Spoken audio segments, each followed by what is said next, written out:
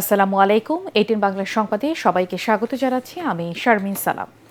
সুদানে সন্ত্রাসী হামলায় শহীদ 6 বাংলাদেশি শান্তিরক্ষীর জানাজা অনুষ্ঠিত হয়েছে।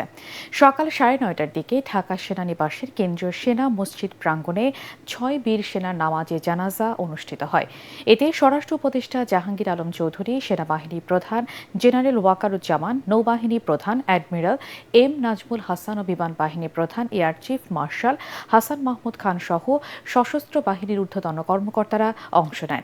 জানাজা শেষে রাষ্ট্রপতি, প্রধান উপদেষ্টা, সেনাবাহিনী, নৌবাহিনী ও বিমান বাহিনী প্রধানের পক্ষ থেকে পুষ্পস্তবক অর্পণ করা হয়। এ সময় তাদের যথাযথ রাষ্ট্রীয় সম্মাননা জানানো হয়। 3 বাহিনীর পক্ষ থেকেও গার্ড অব অনার দেয়া হয়। পরবর্তীতে হেলিকপ্টারে করে শহীদদের মরদেহ নিজ নিজ জেলায় পরিবারের কাছে হস্তান্তর করে ধর্মীয় ও রাষ্ট্রীয় মর্যাদায় দাফন করা হবে। সন্ত্রাসী হামলায় নিহত 6 শান্তিরক্ষী হলেন নাটোরের কর্পোরাল মোহাম্মদ মাসুদ রানা, কুড়িগ্রামের সৈনিক মোহাম্মদ মমিনুল ইসলাম ও সৈনিক শান্ত মণ্ডল, রাজবাড়ীর সৈনিক শামীম রেজা, কিশোরগঞ্জের বাসিন্দা মেস ওয়েটার মোহাম্মদ জাহাঙ্গীর আলম এবং গাইবান্ধার বাসিন্দা লন্ড্রি কর্মচারী মোহাম্মদ সবুজ মিয়া। নারায়ণগঞ্জের ফতুল্লায় ধলেশ্বরী নদীতে ফেরি দুর্ঘটনায় 3 জন নিহত হয়েছেন। গত রাত 10টার দিকে বক্তাবলী ও নরসিংহপুর ঘাটের মাঝামাঝি এলাকায় এই দুর্ঘটনা ঘটে। প্রত্যক্ষদর্শীরা জানান, ফেরিটি মাঝ নদীতে পৌঁছালে এতে থাকা একটি ট্রাক হঠাৎ চালু করা হয়।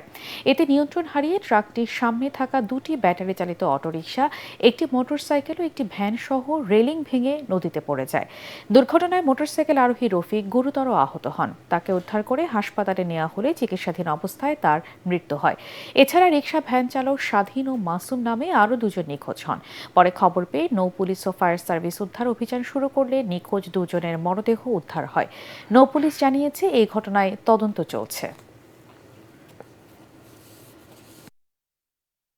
ফতুল্লা পাড় থেকে ফেরিটা যখন বক্তব্যে পরে আসতেছিল, নদীর মাঝখানে আসার পরে আপনার ট্রাকটা স্টার্ট হয়ে সামনে 2টা গাড়ি ছিল, অটো গাড়ি, একটা ভ্যান এবং একটা মোটরসাইকেল, এই সহ ট্রাকটা পানিতে পড়ে যায়। ভালুকায় যুবককে পিটিয়ে হত্যার ঘটনায় আরও 2 জনকে গ্রেপ্তার করেছে ময়মনসিংহ জেলা পুলিশ। এর আগে এই ঘটনায় 7 জনকে গ্রেপ্তার করে র্যাব 14। এ নিয়ে সন্দেহভাজন হিসেবে মোট 9 জনকে আটক করা হলো। বৃহস্পতিবার রাতে ভালুকার ডুবালিয়াপাড়া এলাকার পায়োনিয়ার নিট কম্পোজিট কারখানায় গণপিটুনিতে সনাতন ধর্মাবলম্বী যুবক দীপুচন্দ্র দাস নিহত হন। নিরাপত্তাজনিত কারণ দেখিয়ে সাময়িকভাবে ভিসা কার্যক্রম বন্ধ ঘোষণা করেছে চট্টগ্রামে ভারতীয় সহকারী হাইকমিশন। আজ থেকে পরবর্তী নির্দেশনা না দেওয়া পর্যন্ত এই কার্যক্রম স্থগিত থাকবে বলে জানানো হয়েছে। ভারতীয় ভিসা আবেদন কেন্দ্রের ওয়েবসাইটে প্রকাশিত বিজ্ঞপ্তিতে এই তথ্য জানানো হয়। এতে বলা হয়, সম্প্রতি চট্টগ্রামে ভারতীয় সহকারী হাইকমিশনের আশপাশে ঘটে যাওয়া নিরাপত্তাজনিত ঘটনার প্রেক্ষাপটে এই সিদ্ধান্ত নেওয়া হয়েছে। বিজ্ঞপ্তিতে আরও বলা হয়, পরিস্থিতি পর্যালোচনা করে পরবর্তীতে ভিসা কার্যক্রম পুনরায় চালুর বিষয়ে যথাসময়ে ঘোষণা দেওয়া হবে। আন্তর্জাতিক, ভেনেজুয়েলা উপকূলের কাছ থেকে আরও একটি তেলের ট্যাঙ্কার জব্দ করেছে যুক্তরাষ্ট্র। দেশটির নিরাপত্তা বিষয়ক মন্ত্রী ক্রিস্টি নোয়েম এই তথ্য নিশ্চিত করেন। তিনি জানান, মাদক ও সন্ত্রাসবাদের অর্থের যোগান বন্ধে নিষেধাজ্ঞাভুক্ত তেলের অবৈধ পরিবহনের বিরুদ্ধে যুক্তরাষ্ট্রের অভিযান চলবে। সামাজিক যোগাযোগ মাধ্যমে ঘটনার ফুটেজও প্রকাশ করেন নোয়েম। এদিকে ভেনেজুয়েলা সরকার এই ঘটনাকে চুরি ও আন্তর্জাতিক জলদস্যুতা বলে অভিযোগ করেছে। দেশটির মতে এটি আন্তর্জাতিক আইনের গুরুতর লঙ্ঘন। 2 সপ্তাহের কম সময় এটি দ্বিতীয়বার ভেনেজুয়েলার কাছাকাছি এলাকা থেকে তেল ট্যাঙ্কার জব্দের ঘটনা। হুইলচেয়ার সহ মহাকাশ ভ্রমণ করে ইতিহাস গড়েছেন জার্মান প্রকৌশলী মিশায়েলা বেন্টহাউস।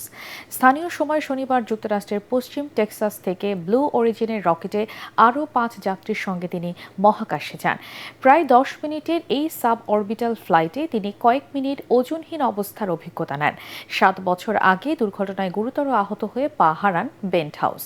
হুইলচেয়ার সহ তার যাত্রার সুবিধার্থে ক্যাপসুলের সামান্য পরিবর্তন আনে ব্লু অরিজিন। অবতরণের পর তাকে নিরাপদে উদ্ধার করে হুইলচেয়ারে বসানো হয়। ব্লু অরিজিন জানায়, প্রতিবন্ধী সহ সবার জন্য মহাকাশ ভ্রমণকে আরও সহজ ও অন্তর্ভুক্তিমূলক করাই তাদের লক্ষ্য।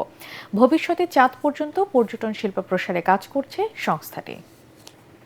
পরবর্তী সংবাদ দেখার আমন্ত্রণ জানিয়ে এখনকার মতো শেষ করছি। 18 বাংলা সংবাদ ইউটিউবে দেখতে ব্রাউজ করুন youtube/18 বাংলা নিউজ।